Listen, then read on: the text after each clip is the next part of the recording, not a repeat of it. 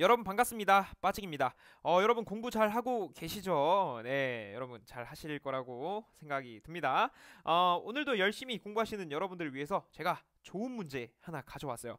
예, 좋은 문제라고 하실 수도 있고 조금 야, 왜 이렇게 문제가 지저분하냐라고 하실 수도 있습니다. 그런데 거짓말 조금만 못해서요. 조금만 못해서 이 문제만 풀 줄 알면 여러분 회로 이론 반은 먹고 들어가실 수 있어요.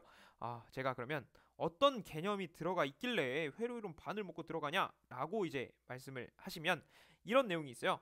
KCl, KVL, 전류분배 법칙, 전압분배 법칙, 병렬에서는 전압이 동일하다는 것, 그리고 병렬에서의 합성 저항 구하는 것, 그리고 직렬에서 전류는 동일하다는 것, 그리고 전류계를 직렬 접속한다는 것, 이 8가지의 개념이 들어가 있는 문제를 제가 여러분께 소개를 해드릴 거예요. 자, 뭐냐면 여러분 준비되셨죠? 이 문제가 그렇게 쉽지만은 않습니다. 하지만 여러분 그냥 보고만 계시면 제가 이해를 시켜드릴게요. 그러니까 나는 지금 회로 이론 아직 시작 좀 안 했는데 이거 좀 봐도 되나 하시는 분들 그냥 보셔도 됩니다. 이 문제 하나로 많은 개념을 제가 바로 이 영상 하나로 설명을 해드리겠습니다. 또 서론이 너무 길었네요. 서론 이만 각설하고 바로 들어가 보도록 하겠습니다. 자, 이런 문제입니다. 자, 문제를 한번 읽어볼게요. 내부 저항이 0.5옴인 전류계를 AB 사이에 직렬 접속한다. 그랬더니 전류계의 지시값이 7.477A 라고 알려주고 있습니다. 이때 문제가 뭐예요? 전류계를 접속하기 전에 AB 단자에 흐르는 전류가 어떻게 될 것인가? 즉, 전류계를 뺐을 때 A, B 사이에 흐르는 전류가 어떻게 되는가? 자, 그러면 문제에서 알려준 조건부터 한번 살려봅시다. 자, 여기서 전류계는요, 여러분 직렬 접속하는 거예요. 전류계는 직렬 접속. 그래서 A, B 사이에 직렬 접속한다 그랬으니까 전류계 A를 이렇게 직렬 접속하고 그에 딸려 있는 내부 저항이 이렇게 있습니다. 이게 뭐다? 0.5옴이라고 여기 알려주고 있네요. 0.5옴이 전류계의 내부 저항이 되겠습니다. 0.5옴. 자, 이때 여기 흐르는 전류가 뭐라는 거예요? 이때 여기 흐르는 전류 I라는 것이 7.477 암페어라는 거잖아요. 그렇죠? 여기 7.477 암페어. 그래서 이게 I라는 것은 7.477 암페어가 흐른다. 이 상태에서 전류계를 이제 제거할래. 그러면 이게 몇 암페어가 흐를 것이냐? 자, 전류계를 뺐다라는 것은 이 0.5옴이 있을 때와 없을 때를 비교하라는 거죠. 즉 0.5옴이 사라졌을 때를 얼마의 전류가 흐르는지 파악하라 이겁니다.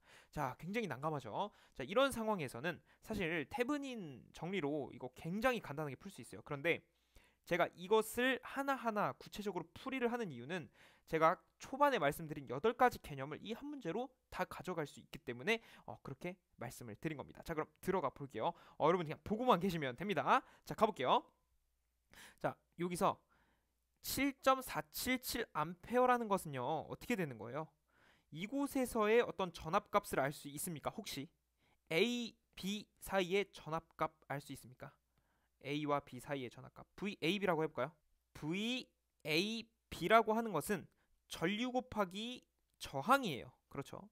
그런데 이곳에서의 전압 강하를 한번 구해 보겠습니다. 자, 이곳에서의 전압 강하는 보시면요.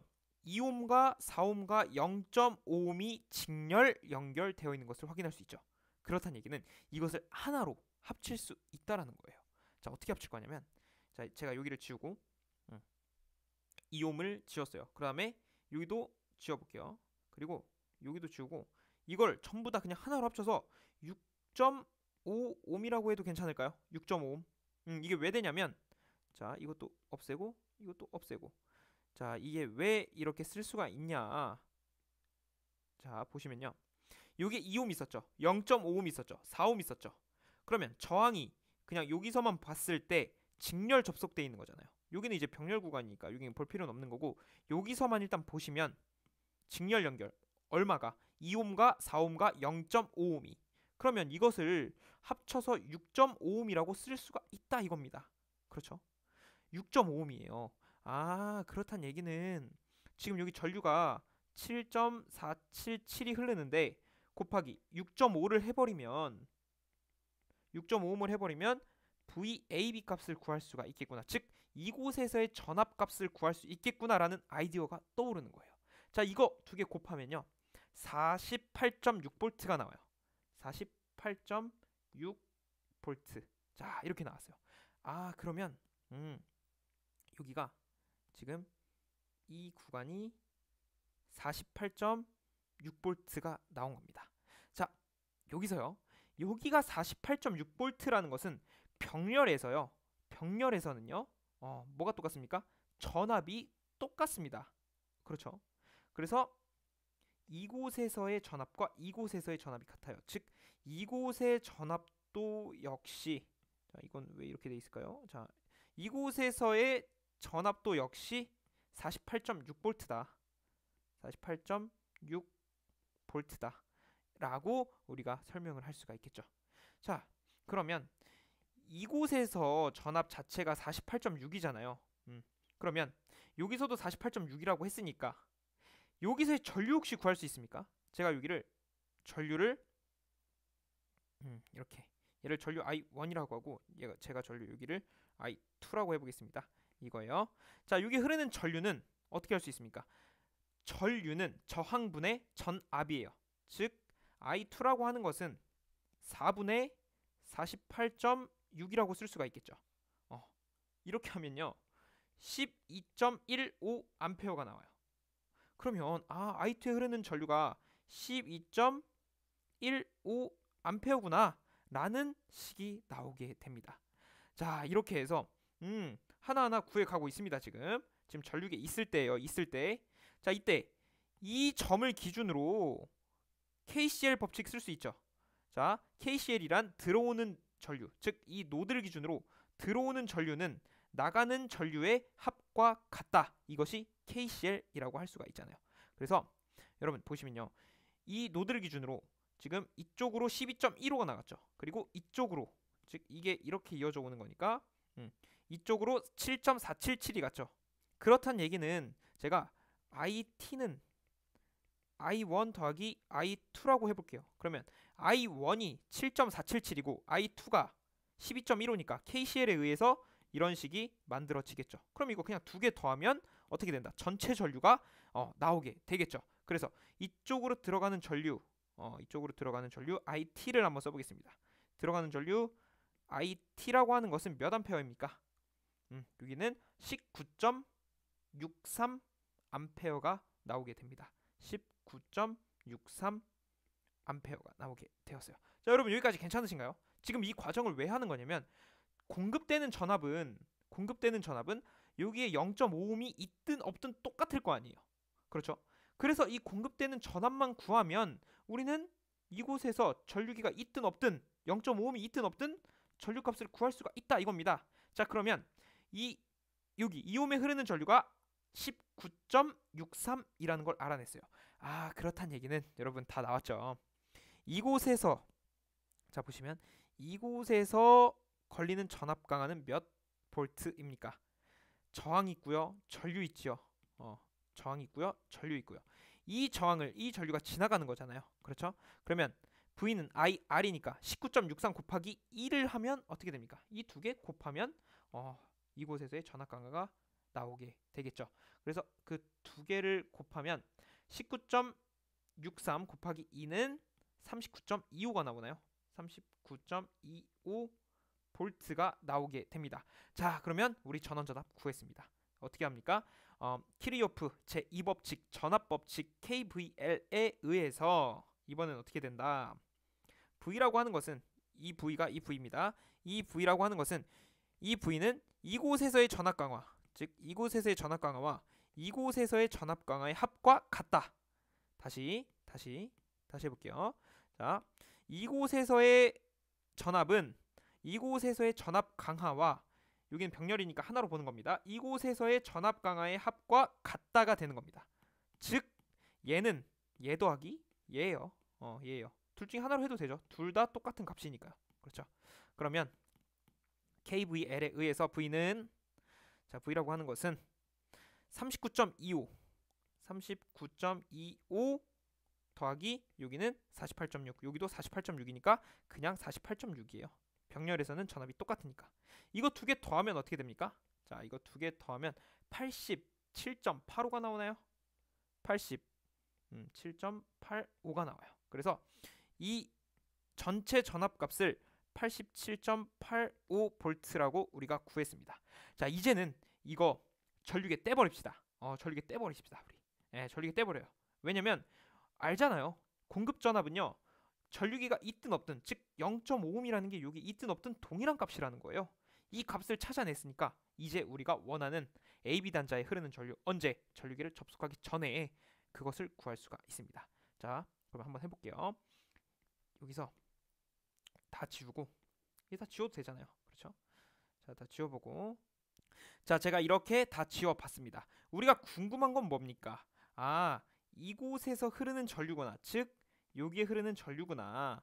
이거를 구하는 거예요. 이제 공급 전압을 아니까 우리 이거 간단하게 풀 수가 있습니다. 일단 회로를 간단하게 만들어 볼게요. 여러분, 이 녀석과 이 녀석은 직렬로 연결되어 있죠. 직렬로 연결되었고, 이 직렬로 연결되어 있는 거랑 이 녀석이랑 어떻게 되어 있는 겁니까? 병렬 연결되어 있는 거죠. 그럼 회로를 좀 간단하게 만들어 보기 위해서, 자, 이렇게 한번 해볼게요. 2ohm과 4ohm은 직렬 연결이에요. 2ohm과 4ohm은 직렬. 그렇다는 얘기는 이것을 하나의 저항으로 쓸 수가 있다라는 거예요. 자, 이렇게 해서 얘 지우고 여기를 6ohm으로 쓸 수가 있어요. 이렇게 보면 좀 더 직관적으로 볼 수 있죠. 그러면 이곳에서의 저항과 이곳에서의 저항이 병렬이니까 합성 저항 어떻게 됩니까? R T라고, 그냥 R이라고 해보겠습니다. 합성 저항 R은 4 더하기 6, 합분의 곱이죠. 4 곱하기 6 이렇게. 그러면 2.4ohm이 나와요. 자, 2.4ohm이라고 하는 것은 뭡니까? 요 두 녀석이 합쳐졌을 때 2.4ohm이라는 얘기예요. 얘기예요. 그러면 이걸 회로로 나타낼 때 어떻게 나타낼 수 있냐? 이런 식으로 간단하게 회로가 바뀌는 것을 확인할 수가 있습니다. 자, 이런 식으로 회로가 바뀌는 거예요. 여기가 뭐 A 단자, B 단자라고 할 수 있겠죠. 그리고 여기가 2.4ohm 이렇게 쓸 수 있는 거고요. 자, 그리고 이걸 여기서 한번 해보겠습니다. 2.4ohm. 그리고 여기는요 2ohm이라고 할 수가 있겠죠. 2ohm. 여기는 87.85V라고 할 수가 있습니다. 자, 그러면 우리는 이것만 좀 집중해서 지금 보도록 하죠. 이거. 자, 여기서 A, B 사이에 걸리는 전압만 알아내면 돼요. A, B 사이에 걸리는 전압. 그러면 전압 분배 법칙에 의해서 어떻게 됩니까? 2 더하기 2.4 분의 2.4. 여기서니까 2.4를 분자에 써주는 겁니다. 2.4 써주고 전체 전압이 87.85라고 한다면, 자, 이거 어떻게 되는 거예요? 이걸 계산하면 47.92가 나오나요? 47.92라는 값이 나오게 됩니다. 그러니까 이곳에서 걸리는 전압이 47.92가 되는구나. 그러면 여러분, 이게 무슨 말이냐? 여기서 걸리는 전압이 결국엔 47.92V라는 거예요. 여기서부터 여기가 47.92라는 것은 여기서부터 여기도 47.92라는 것과 똑같은 겁니다. 왜? 병렬이니까. 그래서 이곳과 이곳은 47.92로 전압이 똑같습니다. 자, 이제 다 왔습니다. 자, 이거 지우고, 자, 다 왔어요. 47.92로 우리가 구해봤고, 그러면 이제 우리가 궁극적으로 알고 싶은 거 이거잖아요. 이 전류 구해달라 이거잖아요. 언제? 전류계를 접속하기 전. 지금 전류계 뺐잖아요. 그렇죠. 그러면 전류 I라고 하는 것은 R분의 V라고 쓸 수 있는데, 지금 이곳에서 AB 사이니까 R이라고 하는 것은 6ohm이죠. 6ohm 분의 전압 V는 이곳에서의 전압 뭡니까? 47.9예요. 47.92.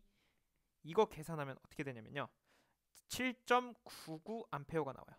7.99A. 뭐 반올림하면 8A로 나오겠죠. 이렇게 해서 우리가 정답을 뽑아낸 겁니다.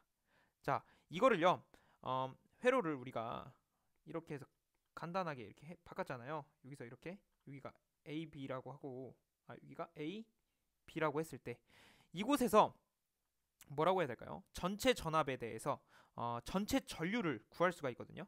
이거 2ohm과 4ohm 이거 합쳤을 때 2.4ohm이었잖아요. 이때 2ohm, 뭐 2.4ohm 이걸 통해서 전체 전류를 구할 수가 있어요. 전체 전류를 구하면 이곳에서의 전류를 구한 거거든요. 그러면 그 전류 분배 법칙에 의해서 저항의 비율대로 나눠서 전체 전류가 나눠지게 돼요. 그런 식으로 전류 분배 법칙으로 푸셔도 되고, 저처럼 전체 전압을 이용해서 이곳에 걸리는 전압 강화, 즉 어떻게 된다, 이곳에서 전압 분배 법칙을 활용해서 47.92를 찾아내고, 이 47.92가 여기에서도 걸리고 여기에서도 걸리는데, 우리가 궁금한 것은 6옴에서니까, 왜냐면 2옴과 4옴이 처음에 있었잖아요. 2옴과 4옴은 직렬이니까 6옴으로 나타낼 수가 있다고요. 그렇죠? 그러면 6옴이니까 이 전류는 여기서나 여기서나 똑같아요. 그래서 자, 여기서 똑같으니까 I라고 하는 것은 R분의 V 해서 어떻게 됐다? 8A로 우리가 나타낸 것이다. 이렇게 풀이를 해주시면 되겠습니다. 사실 처음에 말씀드린 것처럼 태분안의 정리로 푸셔도 이거 그냥 풀립니다. 하지만 이렇게 조금 복잡한 접근 방식으로 들어가서 어떻게 보면 원초적인 방법이죠. 원초적인 방법으로 접근을 해서 이 회로 이론의 기본적인 이런 회로를 해석하는 여러 가지의 개념을 한 문제로 알아낼 수가 있는 거예요.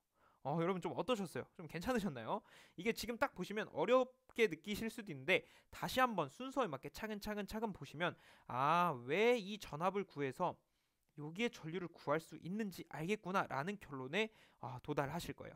그럼에도 질문이 있으시다면 요 아래 댓글창에 글 남겨주시면 제가 신속하게 답변을 남겨드리도록 하겠습니다. 이로써 이 문제를 통해서 우리가 전류는 어떻게 분배되고 전압은 어떻게 분배되고 전압 강화는 어떻게 발생되고 병렬에서의 전압은 같고 병렬의 합성 저항은 어떻게 되고 KCl, KVL, 전류계는 직렬로 연결하는 거 등등 구하는 것까지 다 한번 알아봤습니다. 다시 한번 여러분 모르시는 거 있으면 언제든지 댓글창 남겨주시면 대단히 감사하겠습니다. 오늘도 함께 공부해주셔서 대단히 감사드리고 저는 늘 여러분을 응원하겠습니다. 여러분 고생 많으셨습니다.